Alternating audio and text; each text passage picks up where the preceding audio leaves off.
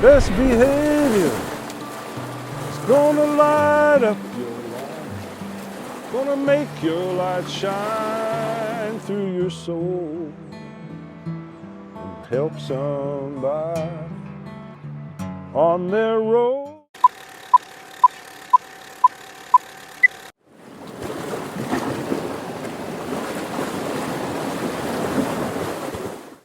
Hi guys, this is Sundarajan Mutialu with Best Behavior TV. We're in beautiful Encinitas at Swami's, and I have a very special guest today. Rory Turnbull, Earth Healer, as we call him. And we're going to talk about, obviously, the earth. We're going to talk about soil. We're going to talk about vegetables. We're going to talk about plants.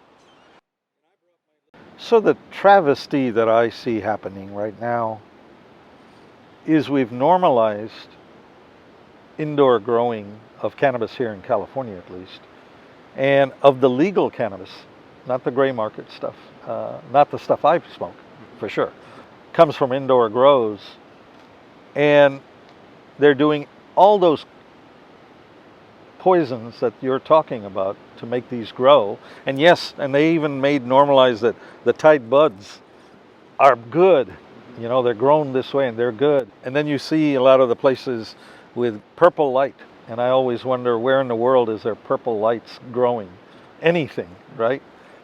And then they put it in dispensaries and they get a hip hop star or somebody do it, or fancy package. And people unknowingly go into these dispensaries and buy poison.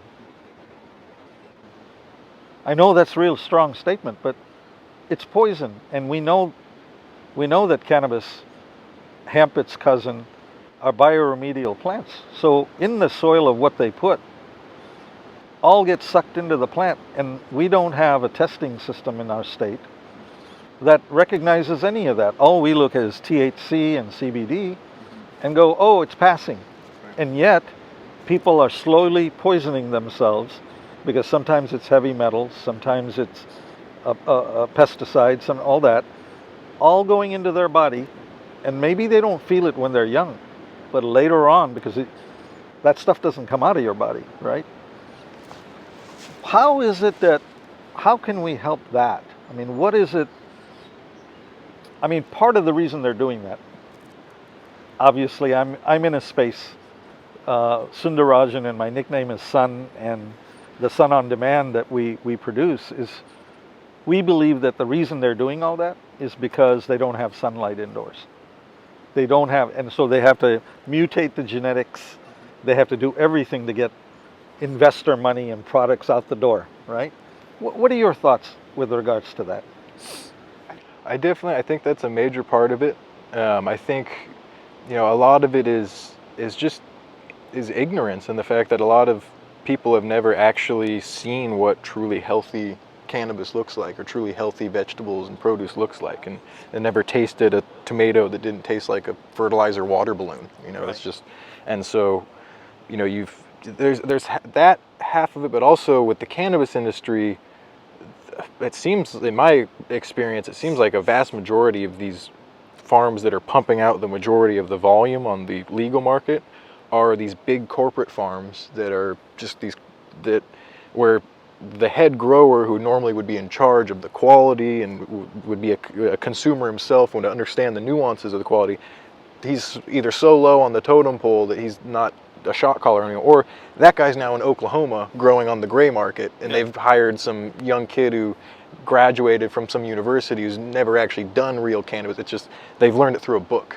and you know, and so to them it's, oh yeah, it's the same. You know, the number to them, what do you mean? We're growing the best stuff according to all these numbers that we've set for ourselves, and so it's the ignorance, and then also the tragic part of that is on the consumer end with the food too. Of, you know, if as a consumer all they've ever consumed is this low grade cannabis, then they don't know any different. Right. And I've even seen it to the point where really high quality regenerative cannabis that has really potent flavor, people don't like that because it's not. They're like, oh, what does this taste like?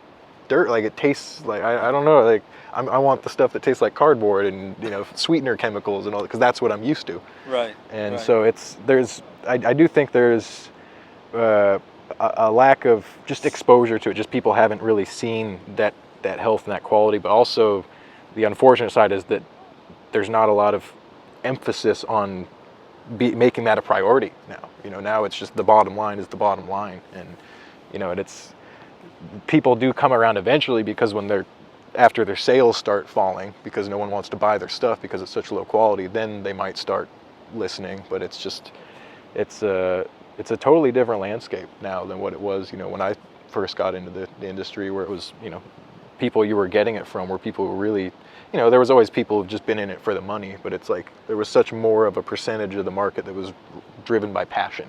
Yeah, and the spirituality of the exactly. And that's such a major, that reminded me, that was a key point I wanted to touch on with, you know, aside from the chemicals and the toxicity of consuming, you know, imbalanced cannabis that's overloaded, the effect it has on the person, between more of a spiritual, you know, experience that connects someone with a higher frequency, to more of a narcotic, stupefying, drugging type feeling. Right. And so a lot of that can be traced to the nutritional imbalance in the plant, and having excess. A lot of it comes down to nitrate. You know, just the fact that we're over fertilizing our plants with all these nitrate fertilizers.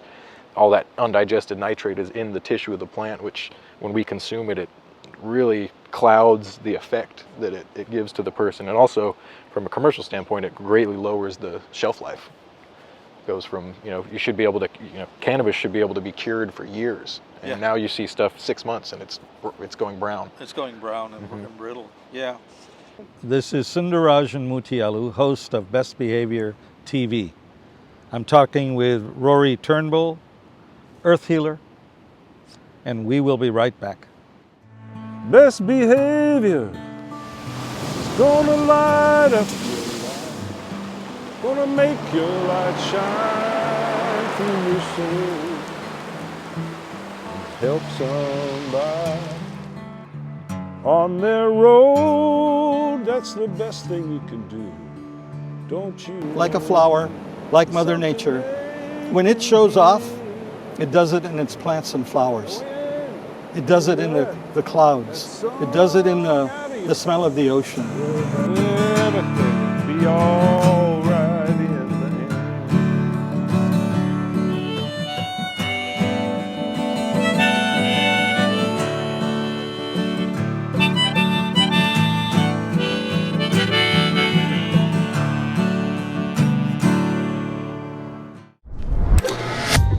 As a young girl, I just grew to love using power tools, pouring concrete, and doing things that were scary and loud, and yet I looked around and realized no other girls are doing these things. As I grew up, I realized that girls need to see themselves in this space. Start here. So that's what I set out to do, and I became an educator and a mentor for young girls. No masks down till clear. Making teaches girls how to think of their ideas as important. Go light. It changes the way they think about what they're capable of. If I can fuse metal, what can't I do? Perfect. Look at how good that was. And so I think making for girls is about voice, and that's what's really exciting, because we're building the world we want to see for ourselves. Now I want to hear why you make. Share your own Why I Make story today. Visit whyimake.org.